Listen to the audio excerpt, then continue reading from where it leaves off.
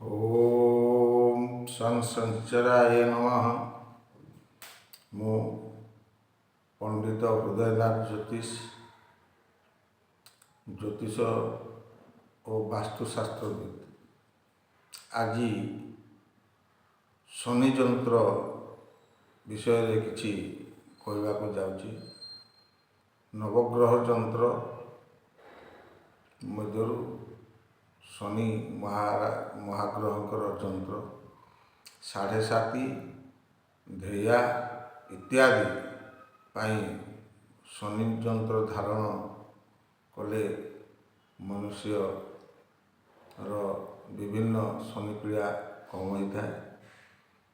तेणु शनि जंत्र शनि बा शिव ठाकुरंकर तांकर माने शक्ति रे स्पर्श कराई पुरुष होइतिले डाहाण हाथ रे धारण करिवे एवं स्त्री लोक होइतिले बाम हाथ रे धारण कले शनि पीड़ा शनिकर कोप दृष्टि शांत मिल जाए। शनि एपरी न्यायाधीश देवता। तेणु भल कर्म करी भल पथरे अग्रसर हेले शनिदेव संतुष्ट होता। किंतु तांकर जो कुदृष्टि हेले बहुत क्षयक्षति होता है। सेतिपाई शनि आश्रित बा शनिकर जंत्र धारण कले शनि पीड़ा रु लाघव होता है।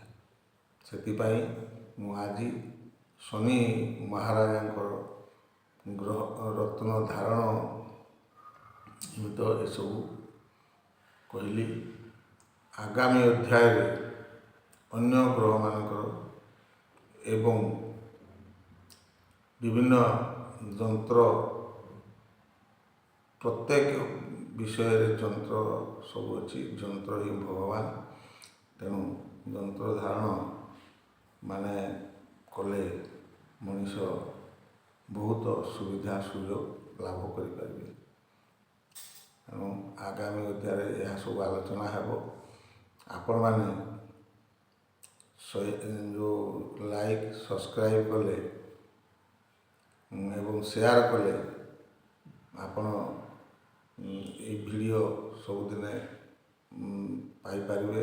मोर ये जंत्र रत्न ज्योतिष विभिन्न प्रकार वास्तु विषय मध्य आलोचना मु करी आपण मानकु जणाइबी। रहुछि। धन्यवाद।